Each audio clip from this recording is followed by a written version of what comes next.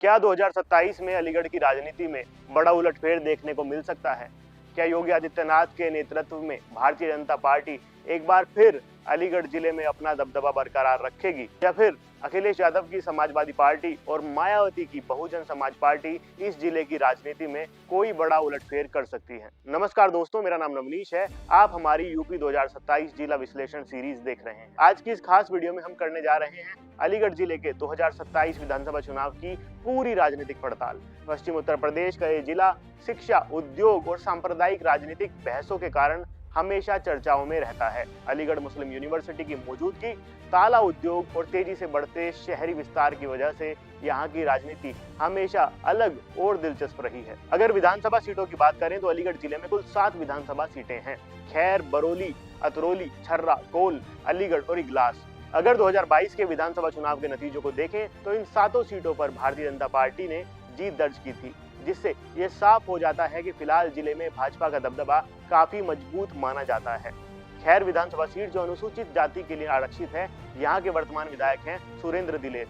Barauli seat से Thakur Jaiveer Singh, Atrauli seat से संदीप सिंह, छर्रा से रविंद्र पाल सिंह, कोल से अनिल पराशर, अलीगढ़ शहर सीट से मुक्त राजा और इगलास सीट से राजकुमार सहयोगी विधायक हैं। यानी साफ है कि जिले की सभी सीटों पर फिलहाल भारतीय जनता पार्टी का कब्जा है। लेकिन 2027 में अगर विपक्ष सही रणनीति बनाता है तो कुछ सीटों पर मुकाबला कड़ा हो सकता है। अगर जिले के सामाजिक और जातीय समीकरण की बात करें तो यहाँ लगभग 20 से 22% मुस्लिम आबादी, करीब 20% दलित वोटर, 8 से 10% जाट, 7 से 8% ठाकुर, 8 से 9% ब्राह्मण और बड़ी संख्या में ओबीसी वोटर मौजूद हैं। यही सामाजिक समीकरण अक्सर चुनावी नतीजों को तय करते हैं। अलीगढ़ शहर और कोल जैसी सीटों पर मुस्लिम और व्यापारी वर्ग का प्रभाव ज्यादा है, जबकि खैर और इगलास जैसी सीटों पर दलित वोट बैंक काफी निर्णायक माना जाता है। वहीं छर्रा और अतरौली जैसी सीटों पर जाट, लोध और अन्य ओबीसी समुदाय का प्रभाव देखने को मिलता है। अगर लोकसभा राजनीति की हम बात करें तो अलीगढ़ लोकसभा सीट से वर्तमान सांसद हैं सतीश कुमार गौतम, जो भारतीय जनता पार्टी से आते हैं और पिछले 2 चुनावों में उन्होंने यहाँ से जीत दर्ज की है। वहीं अलीगढ़ की राजनीति में पूर्व मुख्यमंत्री कल्याण सिंह का भी बड़ा प्रभाव रहा है। उन्हें यहाँ के सबसे बड़े राजनीतिक नेताओं में गिना जाता है और अतरौली सीट को उनका गढ़ माना जाता रहा है। उनकी राजनीतिक विरासत को आगे बढ़ाने वाले नेताओं में अतरौली से विधायक संदीप सिंह का नाम भी प्रमुख रूप से जाना जाता है। अब अगर स्थानीय मुद्दों की बात करें तो अलीगढ़ में चुनाव के समय कई मुद्दे प्रमुख बन जाते हैं। इनमें ताला उद्योग की स्थिति, बेरोजगारी, कानून व्यवस्था, शहर का विकास और सांप्रदायिक राजनीति जैसे मुद्दे प्रमुख रहते हैं। कई बार अलीगढ़ मुस्लिम यूनिवर्सिटी से जुड़े विवाद भी राष्ट्रीय स्तर पर चर्चा में आ जाते हैं और उनका असर स्थानीय राजनीति पर भी देखने को मिलता है। इसके अलावा किसानों से जुड़े मुद्दे, खासकर पश्चिमी उत्तर प्रदेश में गन्ना और कृषि से जुड़े सवाल भी चुनावी बहस का हिस्सा बनते हैं।